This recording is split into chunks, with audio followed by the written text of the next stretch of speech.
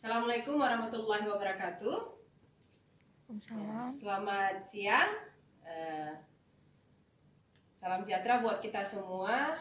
Alhamdulillahirabbil alamin. Semoga kita selalu dalam lindungan Allah Subhanahu wa taala.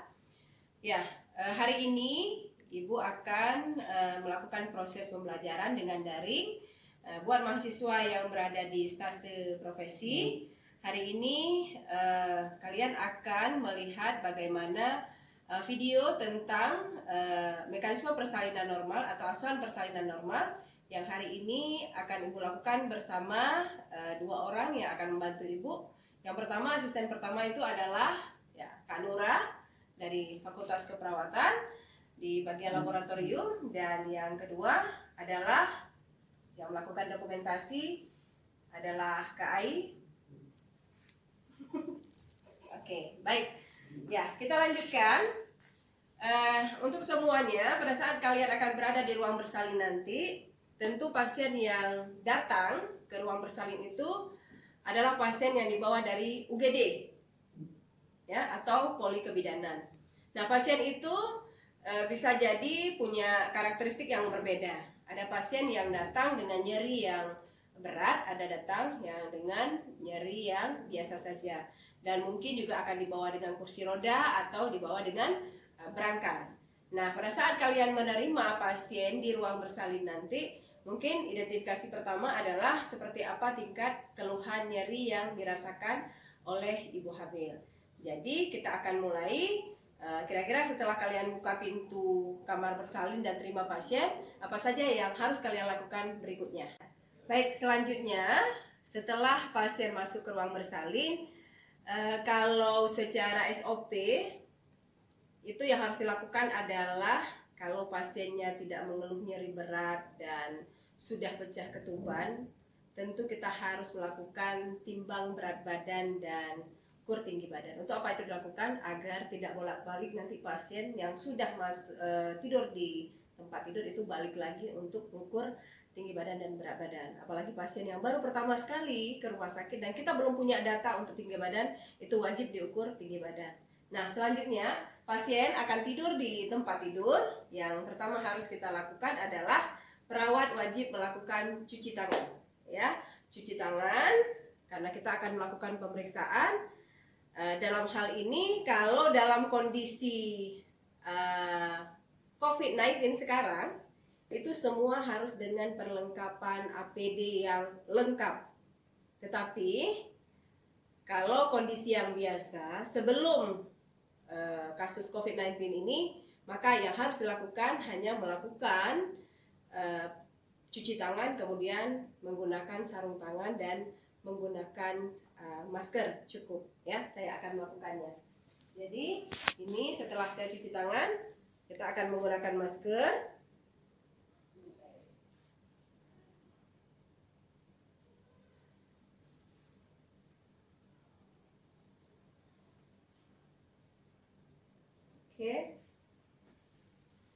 Kemudian kita mulai menggunakan hanya sarung tangan yang portable biasa. Untuk apa? Karena kita hanya melakukan pemeriksaan bagian luar, bagian luar saja, Ini untuk menjaga agar pasien yang terinfeksi nanti tidak menular infeksinya ke kita, atau infeksi dari kita tidak tertular kepada pasien. Nah, yang pertama harus kita lakukan adalah pemeriksaan tanda-tanda vital, Tidak usah Ibu terlalu operasionalkan tanda-tanda vital, tekanan darah, nadi, suhu, dan frekuensi nafas. Nah, berikutnya yang harus dilakukan adalah pemeriksaan lingkar lengan. Itu sudah kalian dapatkan di INC, bagaimana cara melakukan pemeriksaan lingkar lengan atas. Kemudian baru kita mulai dari head to toe.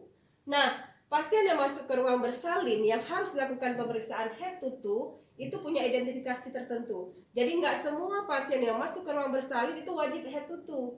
Bagaimana dengan pasien yang datang tergopoh-gopoh dengan nyeri berat? Itu mungkin yang beberapa hal yang sudah saya sebutkan tadi itu bisa jadi tidak dilakukan.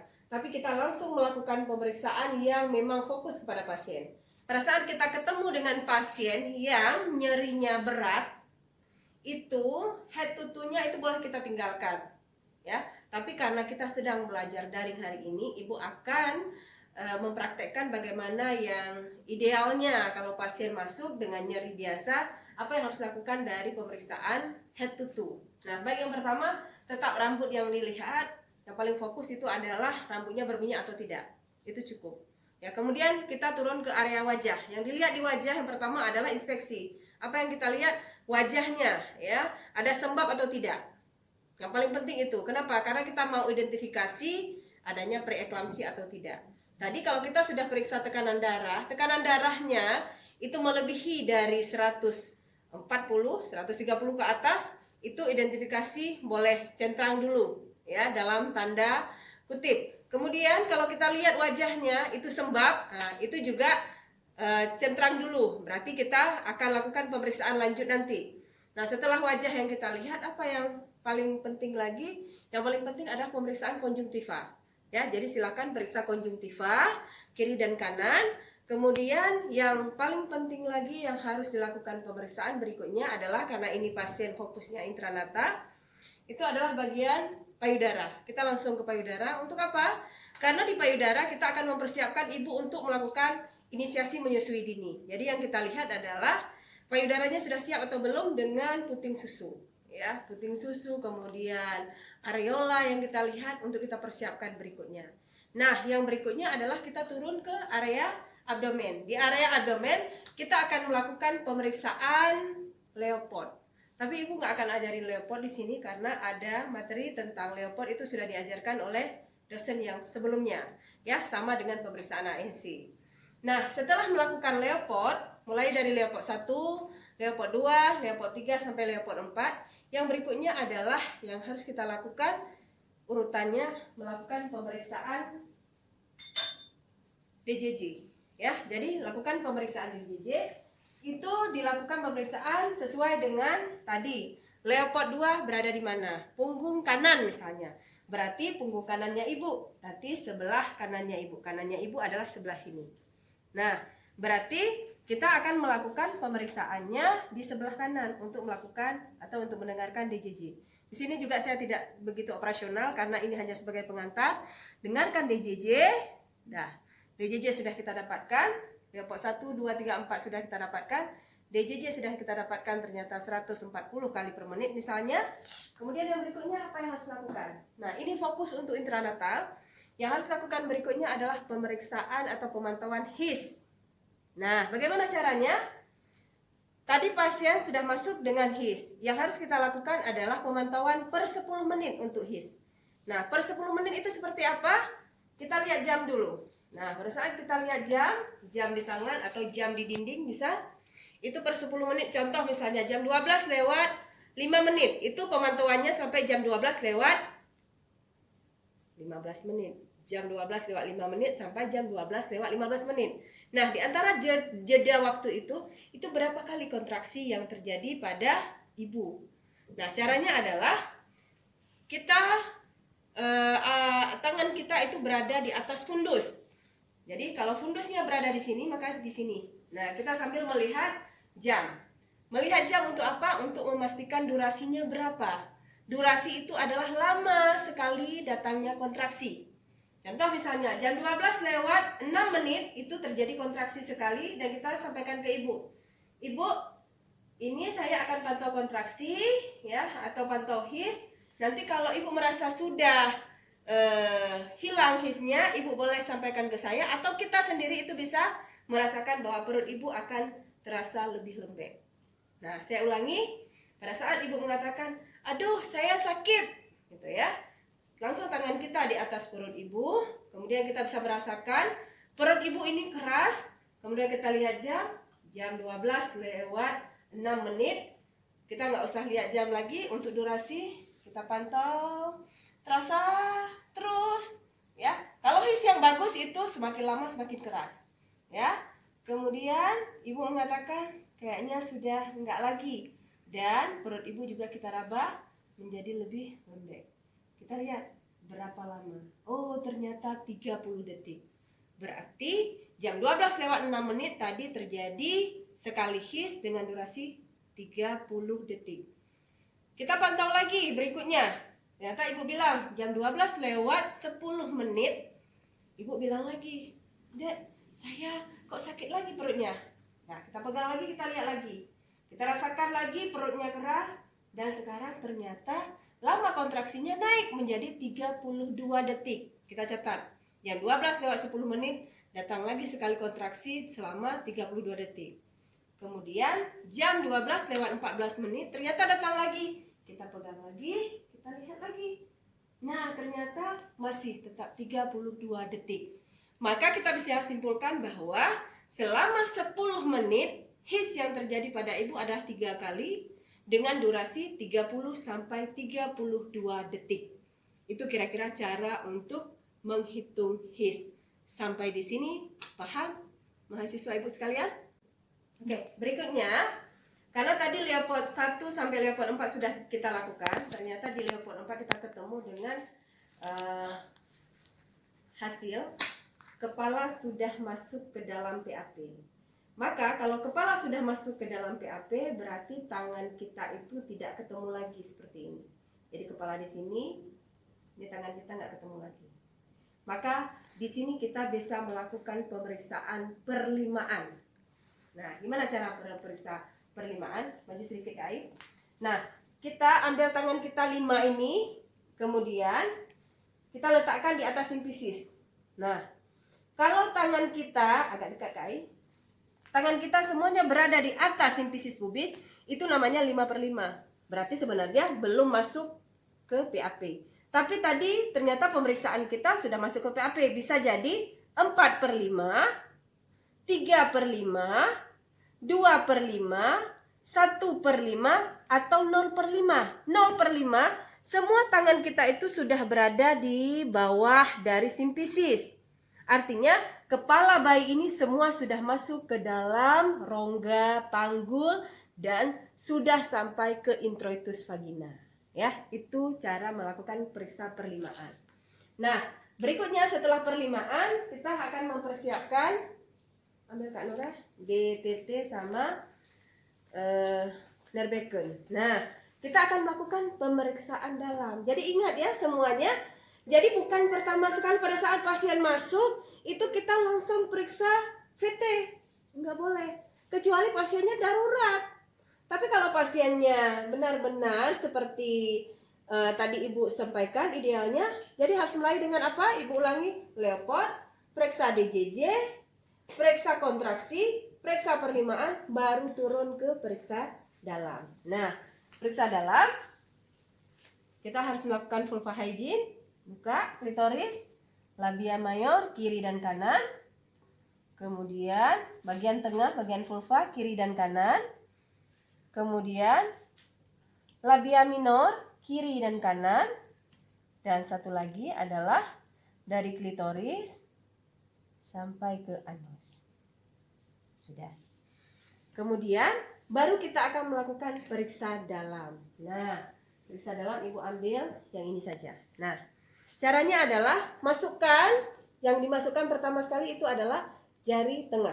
Masukkan jari tengah, udah setengah jari tengah masuk, baru masukkan jari telunjuk. Masuk terus ke dalam, masuk terus sampai kita bisa merasakan serviks. Makanya disebut dengan VT, vaginal to say, bukan berarti di dalam vaginal, tapi yang harus kita capai adalah serviks. Ingat. Nah, sampai di sana maka kita bisa merasakan serviks. Nah, pertama sekali apa yang bisa kita identifikasi? Yang pertama adalah pembukaan serviks. Oke, pembukaan serviks dengan porsio itu sejalan.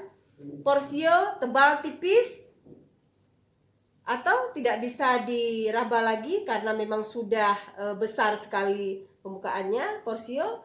Kemudian pembukaannya ya sekitar berapa senti? Satu jari ini 1 senti.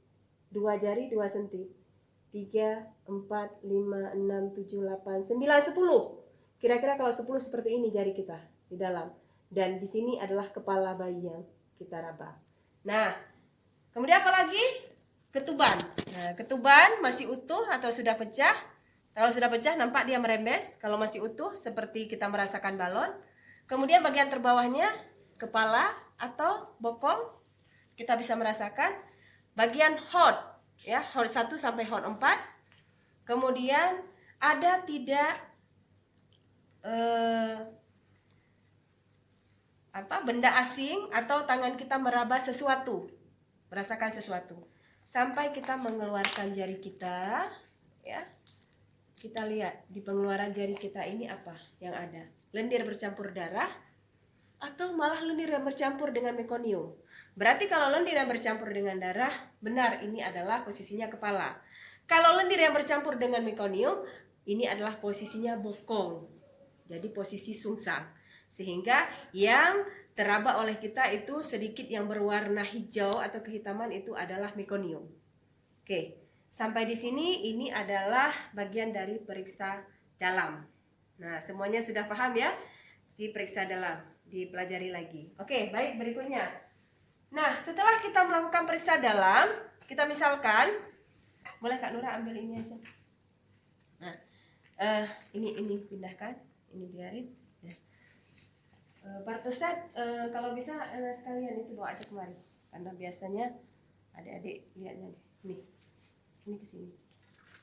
Alat-alatnya di atas itu. Nah, seperti ini. Nah, tadi pada saat kita melakukan periksa dalam, harusnya kita sudah mengganti handscoon ini dengan handscoon steril. Dalam satu kali persalinan, kalau APD-nya itu mencukupi, itu paling kurang 3 atau 4 yang harus dilakukan. Dan sarung tangan steril itu pada saat periksa pertama itu nggak usah dilakukan, kan hanya periksa luar. Tapi pada saat mulai periksa dalam, tolong kepala, lakukan heading, itu semua menggunakan handscoon steril. Ingat ya. Oke, baik. Ternyata pada saat kita melakukan periksa dalam tadi, pembukaannya sudah lengkap, ketubannya belum pecah. Maka kita harus langsung melakukan persiapan parteset yang sudah disiapkan tadi, itu langsung kita bawa ke samping. Untuk set-setnya ini kalian pelajari sendiri, nanti durasinya jadi lebih panjang. Dan langsung saya menggantikan, ya, handscoon-nya saya gantikan dengan handscoon yang lain. Kemudian saya menggunakan masker yang lain. Kemudian menggunakan baju glove sama didekatkan air, ya.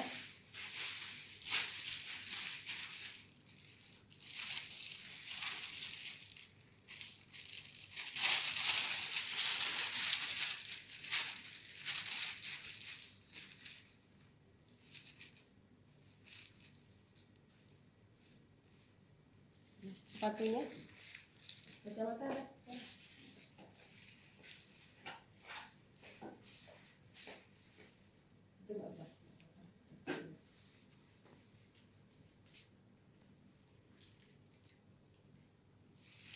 Oke, ini APD lengkap.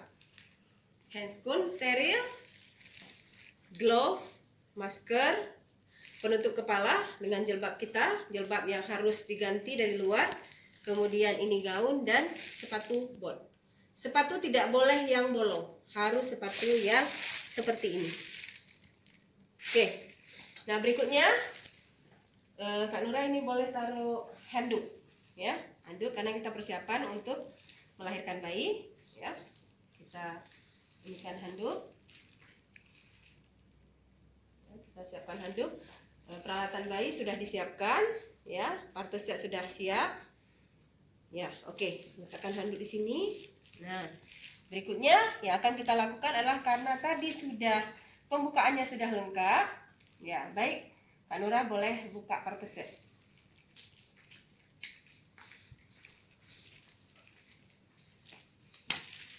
Nah, ya, ini kembali lagi. Ambil setengah kuker. Yang pertama harus kita lakukan adalah pada saat pembukaan lengkap, pembukaan sudah lengkap, ya, ketuban masih utuh, yang harus lakukan pertama adalah amniotomi, melakukan pemecahan ketuban. Nah, kapan kita melakukan pemecahan ketuban? Ya, caranya ini masukkan setengah kuker ini seperti ini ya. Masukkan jangan seperti ini, nanti kena kepala bayi, harus sejajar dengan tangan. Nah, seperti ini. Kemudian tangan pemeriksa pegang perut ibu. Kenapa? Karena pada saat puncak turun, itu baru kita cubit ketuban. Ya, selaputnya baru kita cubit. Kenapa? Kalau kita cubit sedang his, itu maka akan nyemprot semuanya. Dan inilah kegunaan dari glove. Agar kalaupun ada percikan, ini adalah penahan APD kita. Ya, ingat.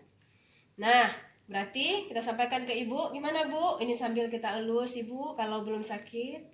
Ya, pada saat Ibu mengatakan sakit, nah, ya sakit ya Bu, kita pegang ternyata keras sekali, kita siap-siap untuk melakukan pemecahan ketuban. Pada saat his puncak turun, maka kita cubit. Kita cubit, kemudian kita tampung cairan ketubannya.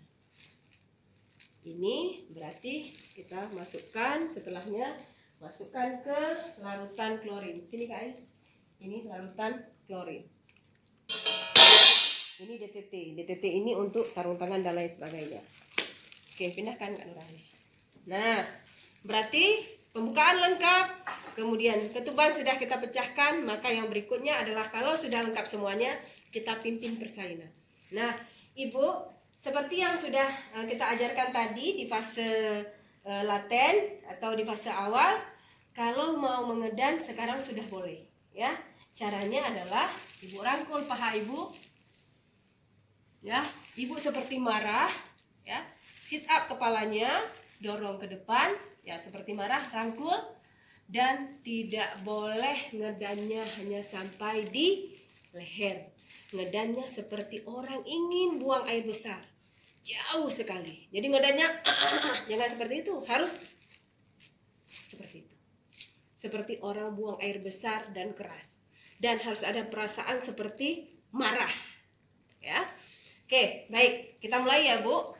Ya, bismillahirrahmanirrahim. Nah, Kak Nura boleh di sini berarti ya. Nah, kita menggunakan ini. Ini adalah kain segitiga, ya. Kain segitiga ini gunanya adalah untuk kita letakkan di perineum. Nih, untuk alat Stennon seperti ini. Nah, apa ini Stennon? Untuk menahan agar perineum tidak ruptur. Kalau ini sobek sampai ke anus. Jadi untuk menahannya gimana?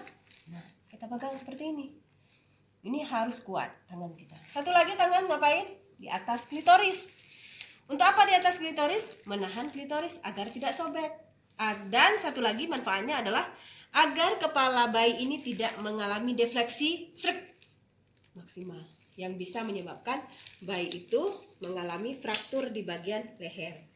Nah, kita mulai. Bismillahirrahmanirrahim, Ibu. Ya, ayo Bu. Ya, bagus sekali Bu. Ya, terus Bu. Bagus sekali. Iya Bu, pintar Ibu. Ya, terus Bu. Bagus sekali. Oke, Kak Nora, siap dulu Bu. Nah, dah. Ternyata ke belakang. Ternyata sampai dengan 3 kali ngedan, Ibu tidak bisa melahirkan kepala. Apa yang harus kita lakukan berikutnya? Nah, yang harus kita lakukan berikutnya adalah, sudah ada yang menjawab ya, kita harus melakukan episiotomi. Apa itu episiotomi? Melakukan pemotongan sedikit pada perineum. Nah, caranya adalah ambil betadin, ya. Kita ambil betadin dulu. Kemudian tangan kita berada di perineum yang akan kita potong seperti ini, lebih dekat ke air, ya. Oke, sedikit aja. Jangan dekat, jangan terlalu ini. Oke, seperti ini. Nih, desinfektan bagian yang akan kita potong, serap sekali. Ya, ini bisa dibuang di larutan DTT. Maka berikutnya Kak Nura ambil gunting jaringan. Setelah 3 kali Ibu ngedan, ternyata kepala tidak ada kemajuan, kita prediksi apa yang terjadi dengan Ibu ini. Bisa jadi tadi taksiran berat janinnya itu lebih dari 4.000. Yang kedua, Ibu dengan persalinan prematur tidak. Itu indikasi dari episiotomi. Kemudian yang berikutnya kita lihat perineumnya kaku tidak. kemudian perineumnya mau sobek tidak, itu bagian dari indikasi episiotomi. Maka kita harus membantu ibu sedikit, ya. Tadi kita desinfektan, ambil gunting. Nah, ya. Nah, langsung di sini seperti ini. Kita boleh melakukan lateral, mediolateral atau medium. Ya. Yang paling sering adalah mediolateral. Kapan kita lakukan pemotongan perineum atau episiotomi? Pada saat his puncak, berbeda dengan pada saat kita pecahkan ketuban. Ketuban tadi his puncak turun. Kalau ini sedang his puncak, untuk apa?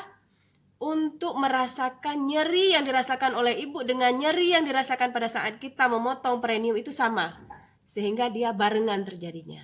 Jadi pada saat ibu mengatakan sakit luar biasa, langsung krek seperti itu. Jadi kira-kira, tolong Kak Nora pegang seperti ini. Ini satu lagi di sini. Nah, Kak Nora agak ketat pegangnya di ujung ini. Ya, oke, seperti ini. Ketat lagi Kak Nora. Belum ketat. Agak susah Kak, belum ketat. Di sini ya, sininya ya. Nah, oke. Di sini. Nah, nih seperti ini. Ini kita misalkan nih perineum. Pada saat kapan? Pada saat ibu mengatakan luar biasa sakit. Jadi sekali dia potongnya. Oke, ini kurang bagus. Ibu ulangi ya. Ini seakan-akan perineum. Pada saat kapan kita melakukan pemotongan? Pada saat ibu mengatakan hisnya atau sakitnya luar biasa, maka sekali dia harus lakukan. Seperti itu. Krep, memang terasa, ya. Oke, ini masuk ke lautan klorid. Maka kita lanjutkan berikutnya. Ibu, ini sudah kita bantu. Ya, berikutnya, lanjut. Ya, terus Bu. Bagus sekali, ya, pintar Ibu. Ya, terus Bu. Lihat tangan saya, nggak bergerak. Yang bergerak hanya kepala bayi. Ya, terus Bu. Ya, bagus sekali. Sedikit lagi Bu. Ya, sedikit lagi. Alhamdulillah, sudah lahir kepala. Maka yang pertama kita lihat dulu. Ada lilitan tali pusat tidak? Kalau tidak ada, langsung seka mata, hidung, dan mulut bayi. Tapi kalau ada lilitan tali pusat, maka potong dulu. Ambil klem, potong tali pusat. Apalagi tali pusat yang ketat. Kalau yang longgar, keluarkan. Ya. Kemudian posisinya berarti kepala sudah seluruhnya, ya, sudah seluruhnya keluar. Maka yang berikutnya dilakukan oleh bayi itu adalah dia akan melakukan putar paksida luar. Putarnya ke arah saya aja. Dan ini dilakukan sendiri oleh bayi. Putar Nora, bayinya, ya. Dan ini tidak perlu ada bantuan dari penolong. Jadi bayi akan melakukan putar paksi sendiri. Nah, berikutnya tangan kita berada di sisi bawah dan atas seperti ini. Nah, kita akan melahirkan bahu atas. Lahir bahu atas, curam ke bawah, lahir sudah. Kemudian lahir bahu bawah, agak sedikit curam ke atas. Kemudian kita bawa ke tengah, kita susur sanggah, susur sanggah, susur sanggah, susur sanggah, sampai dengan bayi lahir keseluruhan. Ya, lahir keseluruhan bayi. Dan kita letakkan di atas perut ibu. Nah, seperti ini. Jadi menghadap ke kita langsung bisa lihat seperti apa bugarnya bayi. Dia menangis, kemudian kulitnya seperti apa, ya. Nah, bagaimana kalau ada bayi yang tidak menangis? Ya, tidak perlu ditepuk-tepuk dulu. Nah, itu ada yang berikutnya akan dilakukan, ya. Tapi ini di intranatal kita yang normal. Ini bayi ternyata bugarnya bagus. Nah, yang harus lakukan berikutnya adalah jangan buru-buru mengambil oksitosin, ya, atau masuk ke kala 3. Tapi kita harus yakinkan bahwa tidak ada bayi kedua, tidak ada bayi kembar berikutnya. Dengan cara apa? Ibu biasanya tidak akan merasakan his berikutnya dan tidak ada yang menonjol di perineum ini. Ya, itu berarti aman, bayi adalah bayi tunggal. Tapi kalau di rumah sakit biasanya sudah diidentifikasi karena sudah ada alat canggih yaitu USG. Nah, berikutnya sambil penolong melakukan perawatan terhadap ibu, asisten boleh melakukan suntikan oksitosin. Silakan suntik oksitosin. Ini adalah manajemen aktif kala 3 yang pertama. Melakukan suntikan oksitosin di paha, ya. Silakan sambil saya melakukan pemotongan tali pusat. Oke, silakan Kak Nora sudah. Lakukan pemotongan tali pusat. Serut 3 sampai 5 cm di sini. Ya. Klaim berikutnya. Ya. 3 sampai 5 cm juga. Ya, berikutnya ini. Ya, ini seperti ini. Dipotong. Ini yang normalnya di APN. Walaupun sekarang berkembang, ini tidak dipotong lagi. Itu urusan belakang ya.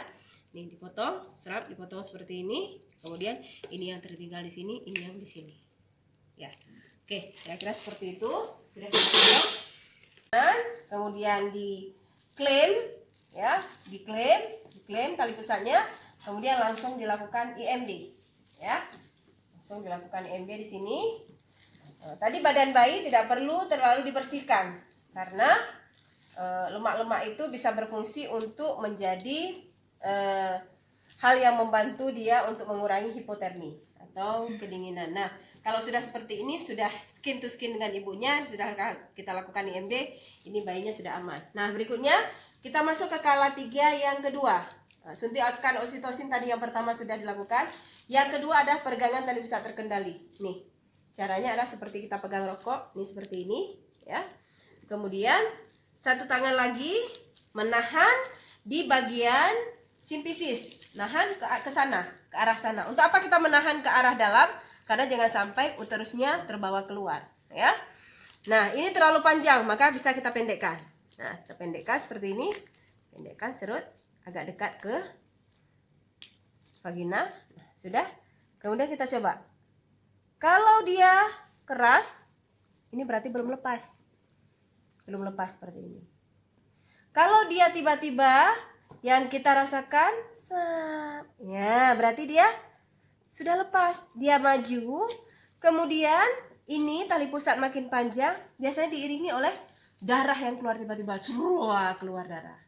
Kemudian yang tadi plasentanya di sini, kemudian plasentanya menjadi di sini, bentuknya jadi oval, dari cakram menjadi oval, dan kita bisa melihat plasentanya ya berada di introitus vagina ini seperti bongkahan. Nah, ini berarti sudah lepas plasentanya ya. Kita coba lagi. Ya. Terus kalau terlalu panjang dorong aja. Oke. Ya, oke. Terus nah, ini kita akan keluarkan. Oke. Terus. Nah, sudah keluar semuanya. Nah, kita akan lihat. Nah, kotiledon. Periksa kotiledon. Kalau ada yang tertinggal di sini, misalnya ada satu yang copot, berarti tertinggal di dalam. Yang harus kita lakukan adalah kita masase, ya, manajemen aktif kala 3 masase, sambil kita menggunakan sarung tangan yang lebih panjang. Ambil sarung tangan yang lebih panjang satu lagi, mungkin sampai di sini sarung tangannya. Kemudian ambil kasa yang lebih lebar. Kita lakukan explore, ya, explore biasa. Langsung masuk, ya, masuk untuk kita ambil yang tertinggal tadi di uterus, dalam uterus. Maka dia biasanya akan nyangkut di sini. Oke, sudah. Kemudian berikutnya kalau sudah, ini kita pindahkan. Ini kita taruh di tempat plasenta. Ya. Langsung kita lakukan masase lagi. Bukan masase lagi. Berarti manajemen aktif kala 3 ada 3 tadi. Ibu ulangi, 1 suntikan oksitosin, 2 peregangan tali pusat terkendali, yang ketiga adalah masase. Urutannya tidak boleh keliru. Ya. Berikutnya, ini sudah selesai kala 3. Sudah berarti plasentanya sudah semuanya sudah keluar. Yang berikutnya adalah kita masuk ke kala 4. Maka masuk ke kala 4 ini kita bereskan semuanya. Ya. Ini kita bereskan. Yang bersih kita lap paha ibu, ya. Kemudian kita set untuk yang berikutnya adalah kita akan kain ini masuk ke dalam buka ini. Tempat kain kotor. Nah, sudah. Dan lampu sorot ini berguna untuk pada saat kita melakukan heading. Nah, di kala 4 yang harus diingat adalah 1 jam pertama per 15 menit sekali harus dipantau. Berarti ada 4 kali harus dipantau. Berikutnya, 2 jam berikutnya itu adalah per 30 menit sekali. Berarti ada 2 kali. Jadi selama 2 jam ada 6 kali yang harus dipantau. Apa saja yang harus dipantau? Yang pertama itu adalah perdarahan. Perdarahan, lihat ada perdarahan atau tidak, ya. Nah, saat pasien sudah kita bereskan, ini seperti ini.